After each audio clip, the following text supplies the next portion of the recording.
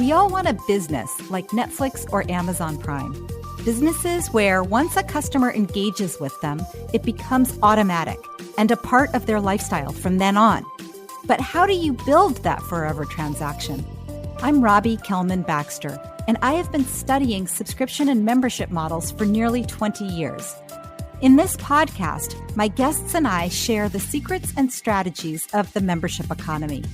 Join us for Subscription Stories, true tales from the trenches. Nearly every organization can benefit from joining the membership economy, and most industries have great examples of subscription-based organizations. One of the slowest movers, though, has been the healthcare industry, and for good reason. There's so much complexity to delivering health outcomes, as well as great risk. That's why I'm so excited about this episode of Subscription Stories. Today's guest, Matthew Mengerink, is the Chief Technology Officer at 30 Madison. The company describes itself as the human-first health company, bringing specialized care and treatment to everyone.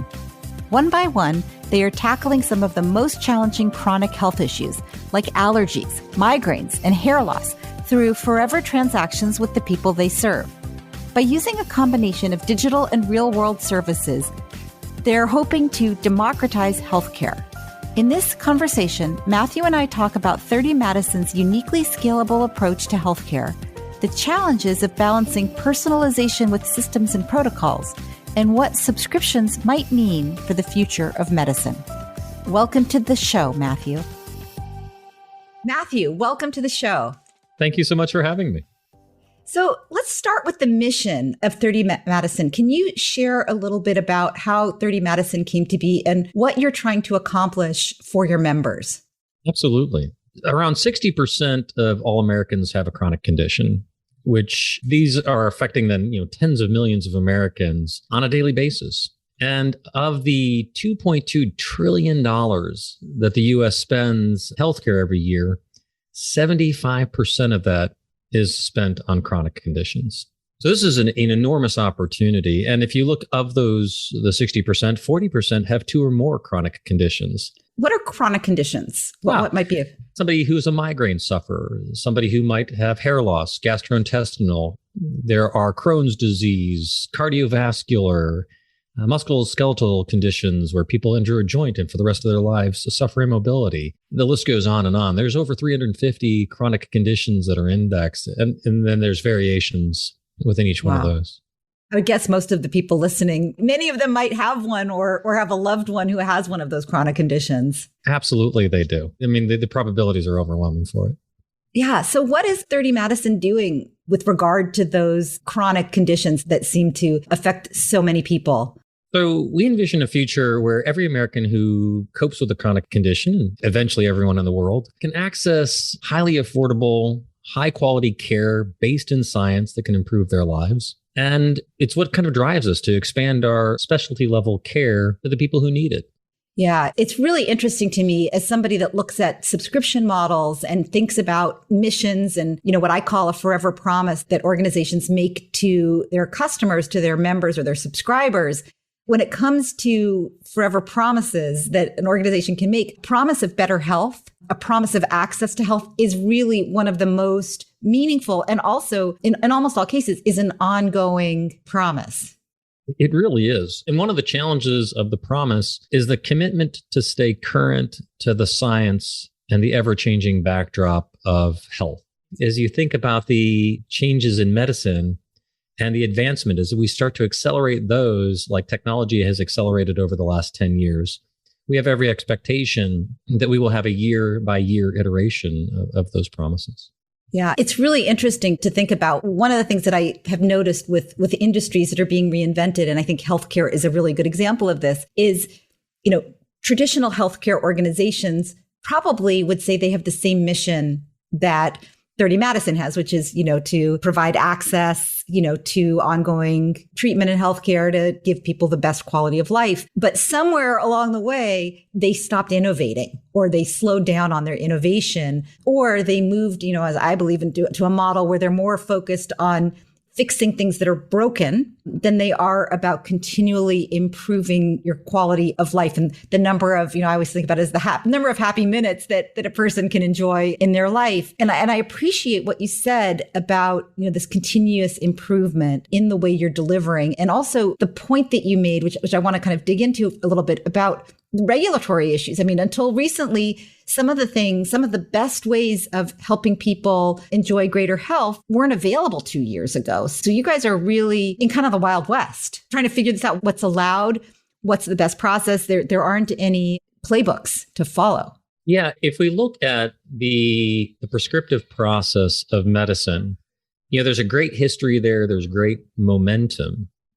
But if we talk about access to that care, if we talk about specialized level telemedicine, personalized treatment, and the ongoing management, that's where a different approach has this greenfield opportunity. So you look at a hospital or a general practitioner's office. Any person walks in with any condition. There's the diagnostic process. There's the time it takes to schedule, to wait, to travel. And then from there, you get an advancement or special treatment by getting referred to a specialist. You're constrained by the benefits management and insurance of your company oftentimes. And so as a process, this is very drawn out. And when you get into one of these offices, they're trying to churn through as fast as they can to take care of people. But their context, the medical records that they're able to look at, are fairly limited in some cases. And the communication channel isn't something where you can just take a record with you as you go.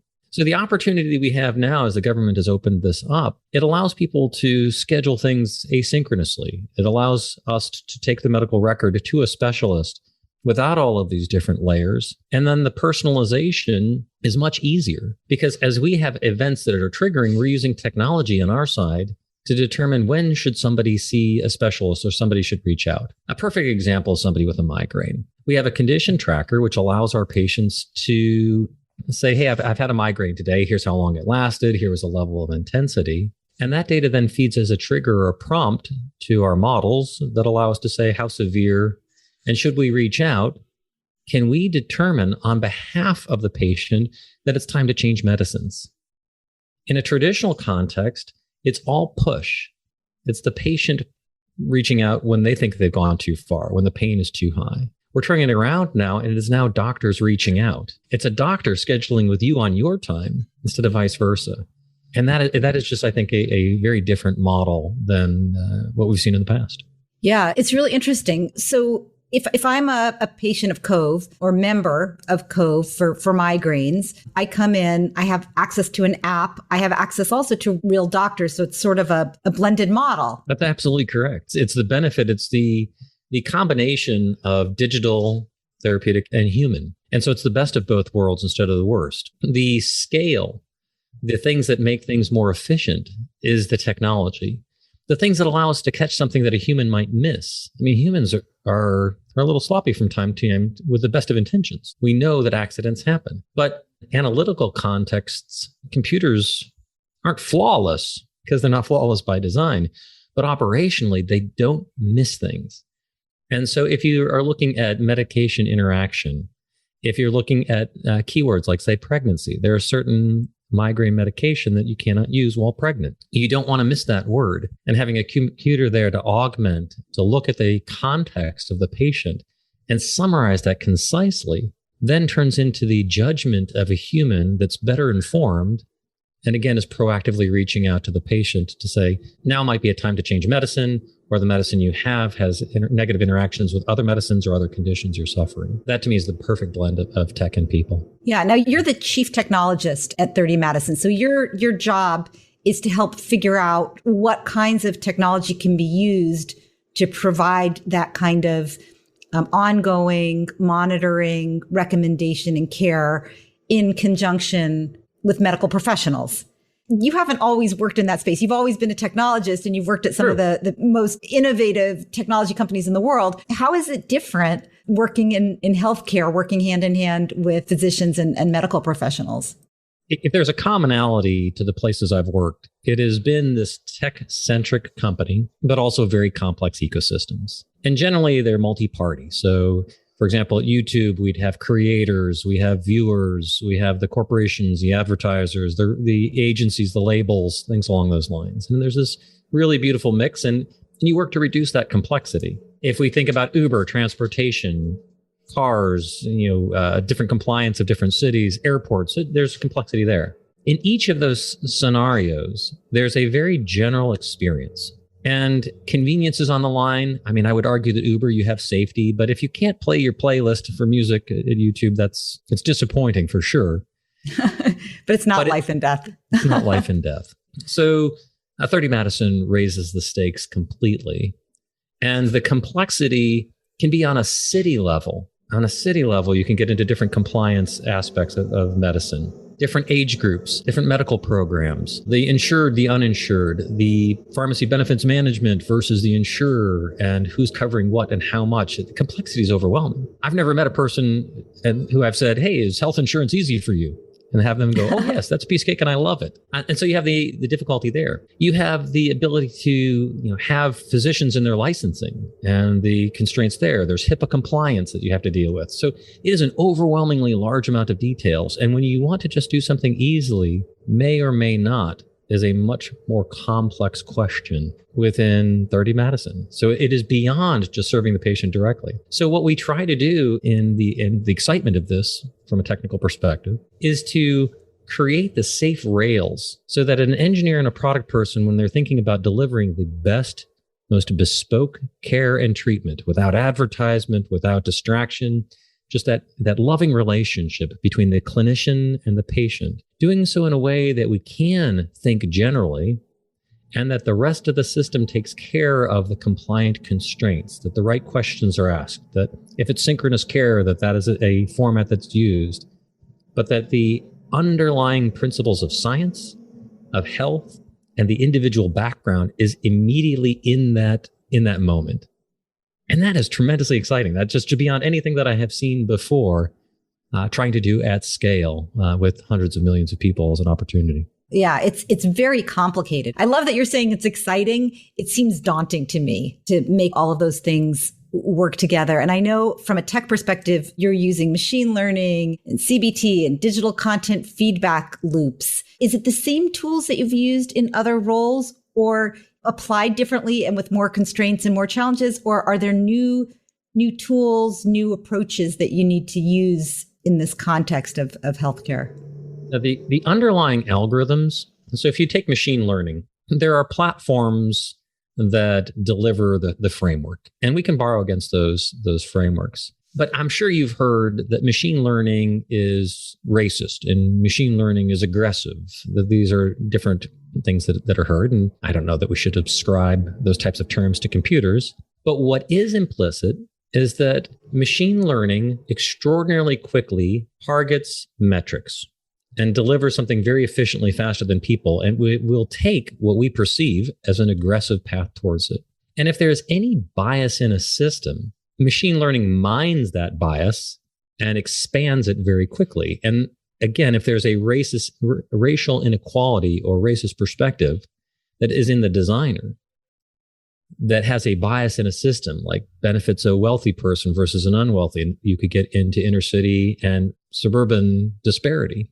Those factors come into play extraordinarily quickly and create disparity. Even if it creates success for a company, it creates disparity in the offering for the customer, and in our case, the patient. So the ethics of machine learning, the DEI constraints of machine learning have a priority and importance here that I haven't seen elsewhere. That it lives day to day within each group, ensuring that we're taking into consideration our targets so that our value of equity for all or healthcare for all is maintained in every single nuance. And algorithms, again, it's a tough place to do it because we don't talk enough about the ethics of delivery of a subscription, ethics of the value of the service that's being delivered. So yes, amongst the level of daunting is adding one more thing to our plate, which is doing it not just well, but doing it the right way. Yeah. So how do you do that? You talk about this concept of democratizing healthcare. And what does that mean? So again, think about Cove and migraines. We have tens of thousands of migraine patients, so it's one of the largest migraine clinics in the United States. And the democratization comes from an understanding and an applicability that's on equal footing, so that everyone has access to the same care on their terms. And then there are some of the constraints of reality of price, which is, can people afford any care whatsoever? And some of those will be in front of us to address, again, working with the governments, working with insurers and the like. What might it cost someone who's using Cove for migraines? And I'm sure it varies. What could they expect to pay? Yeah, it can be from $20s of dollars to hundreds of dollars. And the degree to which they have high acuity and are dealing with the more expensive medications. In some cases, that's where insurance kicks in. There's variability of costs on a month-to-month basis for people, depending on it. I believe we're at 20 different medicines that we prescribe for migraines.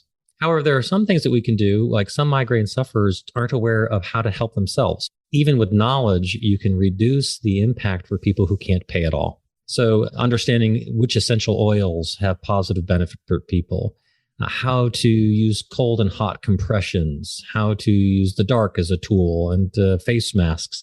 So there is also, through information, an ability to help people to get through these things, even if they can't afford a medicine at all. So a subscriber, a member of Cove, would pay a regular fee to you, but then they might also need prescriptions or other treatments or even recommendations of things off the shelf or that they can do at home that might not add a cost. So there's a range of costs incurred. It's very complicated because also of the insurance, and you don't always know what kind of coverage an individual has. But is that correct? That is, except for one small point, which is we're not charging for information to help people when, giving them tips and tricks for how to deal with these things without medication. So today, currently, the subscription services are surrounded with the medicine and a delivery schedule and the like. So that's ensuring that people have the medicine at home anytime they have an event. And when you're talking about episodic things, you're talking about variable rate subscriptions, because you can't say that somebody who suffers migraine is going to have X migraines and need X pills a year. Migraines Tuesdays, Thursdays, and Saturdays. Right. If only it were so clear as that. Instead, what you have to look at is making sure that they always have available a fresh pill in the event of. And so there's a complexity, again, to our subscriptions, very different from every other month delivering a roll of toilet paper. These are more complex. So I should have asked this question early on, but I got excited about some of the things you were talking about. But I would love it if we could take a step back. If you could walk us through an experience of a new subscriber. You can, whichever one of the brands that you prefer, but sort of who this person is, what they do first, how they're onboarded, and then what the ongoing relationship is like, or the ongoing experience is like once they're a member or a subscriber. Absolutely. So again, migraines is a good one. We're on that topic. We'll stick with it. So the very first thing somebody does is they come to Cove and they complete an online consultation, and they help their doctor collect their medical and migraine history. What is the types of severities? Is there any triggering conditions that they're aware of? Is there any other medicine that they're taking? There are other conditions they might be suffering. The next part is they get the prescription and they get it approved, and we begin to deliver the patient's treatment directly to the front door on a schedule. And again, the preventative and acute treatments are two different things. So some people take pills with regularity to subdue them, and others will take a combination of that plus a acute moment in which the migraine hits and you take a pill that helps you to reduce the pain. And these are oftentimes, if you know anybody who suffered them, completely out of the blue and totally debilitating. And the third step, and I think this is a really critical one, which goes beyond the pill, is that there are regular check-ins through asynchronous messages. And there are these updates, which is the self-guided feedback loop saying, here's when I've suffered it. And we call it a condition tracker. And then Cove can reach its patients more often without the constraints of sort of set appointments or location, the cost of travel, and the time that somebody would need to visit the doctor in person. So it's those three things. It's the sign up, the consultancy, the prescriptive journey, and then the ongoing proactive treatment. And all of that is, and then do they pay a monthly fee for the subscription, or is it like there's an onboarding fee and then the subscription is episodic. What's included, 'cause many of the people listening think about pricing, product, packaging. Yes. And I think it's interesting to consider what's in, what's out when, as you've pointed out, your members, your patients have such widely diverging situations. Yes. So how do you think about that? So, for example, let's take Picnic. I'm a Picnic subscriber myself. I'm constantly sneezing and having the sinus drain and that fight. So I pay a subscription, and every 3 months I get 3 bottles of nose sprays and a pocket of pills. It comes to me with a straight regularity. So I'm billed every 3 months for that. And that's the prescription service. Very similar with Keeps. With Keeps, though, the more that you buy in a recurring This is the one package, for hair loss. Yeah. Yes. Sorry. Thank you very much. There's bigger discounts, depending on the types of packages. And, we try to discount more if you're taking an oral plus shampoo, things along those lines.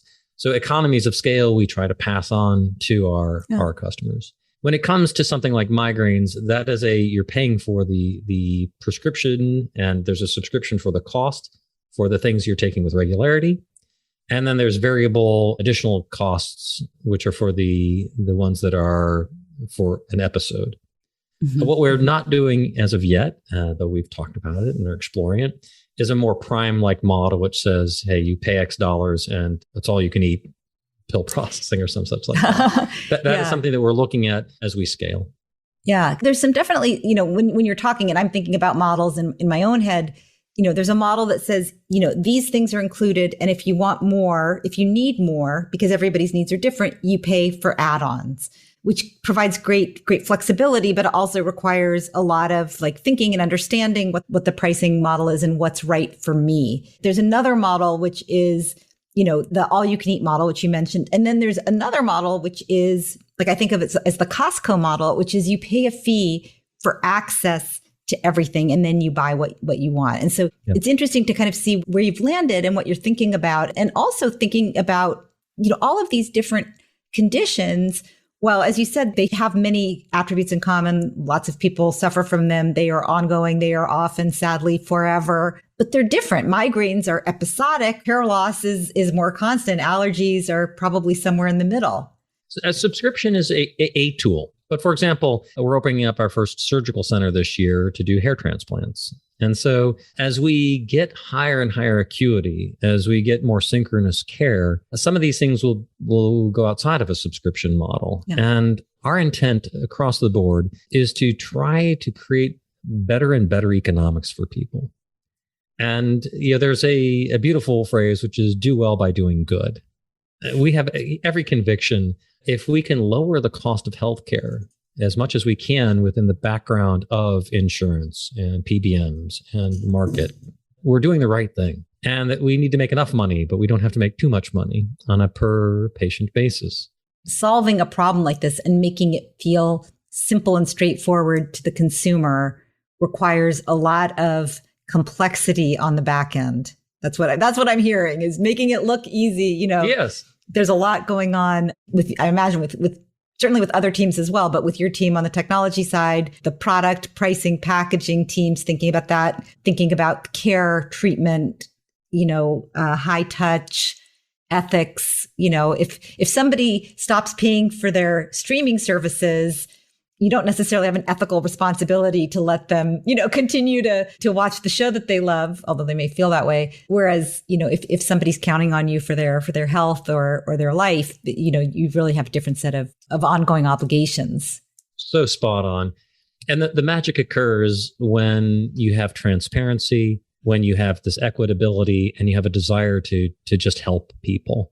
You brought up a lot of really interesting and I think important points that I want to tease out. One of them, this importance of focus and not being distracted by every short-term opportunity, I think is really important in the world of subscriptions, because I believe what you're always trying to solve for is the outcome.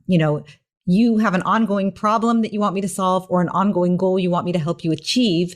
And that's how I optimize. I'm going to layer in more benefits. Like you said, with the hair care, now we have physical surge centers for that to increase the likelihood of you achieving that goal of, keeping or maintaining a head of hair, but not being distracted by, say, hair bows or, hairbrushes or I don't know what, but things that are related and that person might want to buy, but does not contribute to the likelihood of them achieving their outcome. And I think, I worked, one of my very first clients was Netflix. And I remember how, as they were growing, focused on, professionally created video content delivered with cost certainty in the most efficient way possible, all these other companies were coming and saying, why don't you sell DVDs? Why don't you sell movie theater tickets? Why don't you have ads in the middle? And they were like, no, the only thing we do is this, and we do it really well. And someday that may change. And, they just announced they're doing video games, 20 something years in. Yeah. But I appreciate your focus with that layer of obligation. I mean, it's like, the mission, we need to stay focused from a business perspective, but also because this is serious business. Our promise is we're improving your health. We're helping you solve an ongoing problem that relates to your body. And that is, the ethical obligations are high. And I'm on a roll here, but one other thing that you said a lot of really important things. You really got me thinking. Beautiful. By the way, we refer to it as bubblegum revenue. Bubblegum is like you can make profits on bubblegum at checkout. It's usually there at the stand at your Walgreens or CVS. Yeah. You want fries with that? Yeah. The core of the patient promise is that RX and OTC experience. And as we move to commerce RX offering, being your prescription, OTC being over the counter health remedies, not bubblegum. That's correct. But yeah. And in that commerce, and some of that, approaches commerce. And again, if you talk about something like essential oil, it could be something that somebody could conflate with other remedies that people don't consider to be too grounded in science. But in our case, we're looking at those and really scrutinizing to say, does this make sense? And it's remarkable to see something like peppermint oil relative to IBS and how IBS? Irritable bowel syndrome. Oh, okay. So that's around the gastrointestinal.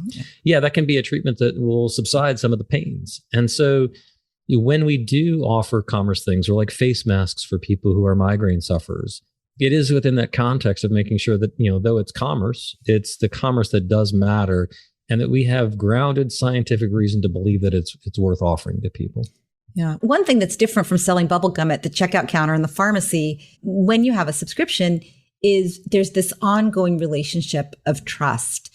And if I tell you, let me give you some bubble gum with that, does that diminish your ability to trust me and to relax and say anything that she tells me to buy or that she recommends to me is designed to help me solve this problem? So I don't have to keep my consumer hat on. I can relax into this patient relationship or into this member relationship, which I think is really important in any ongoing business model, that you have to earn that trust. And one of the ways you do it is by showing some restraint in what you sell. We came to the recognition that more and more our patients are trying to understand what else we offer because of the trust that we established, which is, hey, I also suffer. Do you offer this? In our current thinking, we will be centralizing access and exposure. But the sacrosanct relationship of the clinician and the patient as they're going through the bespoke care for a condition, we want to be uninterrupted and not distracted. There are sites that I'm sure people know that they go to and look for medical information, and I don't want to denigrate them, but it's really difficult when you're fearing for your life or you have a deep condition and all you have around you is ads for things. It takes away from the conviction that what you're being taught is not a mechanism by which somebody's trying to lead you to a purchasing decision. And so we are absolutely going to honor that as we move forward to make sure that there's exposure to and an ability to easily find the services we offer. But we remind ourselves and constrain our own engineering and our product design by saying when you're in the condition and when you're in that journey of care, that's all that it's about. Yeah, it's the challenge or the question here is sort of two parts. One of them is, on my journey, whether that's around hair loss or migraines or allergies or what have you, are you going to try to upsell me other things that are kind of related? Like, oh, you have allergies, let's sell you handkerchiefs, or let's sell you some special kind of, snack that, you might enjoy while you're sitting outside, not sneezing, so it's sort of very tangentially related. And then there's a separate question about different treatments. So if I have migraines, I might also be suffering from hair loss. And since I already trust you, do you want to surface that fact, that option? Or are somebody going to say, what the heck? I came for migraines and now you're trying to sell me, hair loss treatment. That doesn't match. So I imagine that that's something that you're you have the technology probably to know which people might be most likely to want that. But at the same time, you're treading very carefully to not confuse your patients or to feel like you're abusing their trust. That's spot on. The balance of design to allow for ease of awareness and exploration has to be juxtaposed with the exclusivity of concern in the treatment. And it's a stupidly difficult balance. And what we're asking constantly is this patient first? Is this access for all? Is this doing the right thing? And those questions then manifest this way, which is, does this design help people with their conditions and help progress them because they have a need and we're the best to suit it or not? And if it's not, let's not push ourselves forward. We don't want to earn a bad dollar. Really fascinating. I could keep going for a long time with you, but I want to just wrap up with a few speed round questions. Are you up for this? Absolutely. All right. Just first thing that comes in your mind. Don't overthink it. Here we go. First subscription you ever had? Netflix, the DVD version. The DVDs. I remember. Your favorite subscription right now? Present company excluded. Amazon Prime. Most surprising medical thing that you've learned since joining 30 Madison? Was the peppermint oil is real. Pulling my leg and it's like, no, there's tremendous science for that. And one piece of advice for people developing digital healthcare subscriptions or ongoing digital healthcare programs. This is not a winner take all. It's a winner take some market. And serving the patient and progressing health for humans is more important than the egocentric self and the development of a business. Keep that patient in front of you first and always. And then trust if you do good, you will do well. Perfect. Thank you so much, Matthew. This was fantastic. Thank you so much for sharing your wisdom and your expertise with our audience on Subscription Stories. I was honored to be here. Thank you, Robbie, for reaching out. This has been a pleasure. That was Matthew Mengerink, the Chief Technology Officer at 30 Madison. For more about Matthew and about 30 Madison and their brands, including Keeps, Cove, Evans, and Picnic, go to 30madison.com. And for more about Subscription Stories, as well as a transcript of my conversation with Matthew, go to robbiekelmanbaxter.com/podcast. Also, if you like what you heard, please go over to Apple Podcasts or Apple iTunes and leave a review. Mention Matthew in this episode if you especially enjoyed it. We read all the reviews because we want your feedback. Thanks for your support, and thanks for listening to Subscription Stories.